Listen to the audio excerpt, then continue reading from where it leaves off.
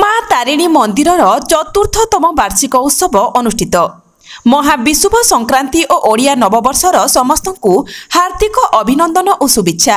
ଏହି ପରିପ୍ରେକ୍ଷୀରେ କେନ୍ଦୁଝର ଜିଲ୍ଲାର ଅଧିଷ୍ଠାତ୍ରୀ ଦେବୀ ମା ତାରିଣୀଙ୍କ ଚୈତି ପର୍ବ ଅନୁଷ୍ଠିତ ହୋଇଥାଏ ଓ ଏହି ଅବସରରେ କେନ୍ଦୁଝର ଜିଲ୍ଲାର ଖଣିଜ କ୍ଷେତ୍ର ବଡ଼ବିଲ ପୌରାଞ୍ଚଳ ତଥା ବଡ଼ବିଲ ଥାନା ଅନ୍ତର୍ଗତ ବଡ଼ବିଲ ୱାର୍ଡ ନମ୍ବର 15 ବଡ଼ବିଲ ମୁଖ୍ୟ ପ୍ରବେଶ ପଥ କିରିବୁରୁ ଛକସ୍ଥିତ ମା ତାରିଣୀଙ୍କ ମନ୍ଦିରର ଚତୁର୍ଥତମ ବାର୍ଷିକ ଉତ୍ସବ ଅନୁଷ୍ଠିତ ହୋଇଯାଇଛି।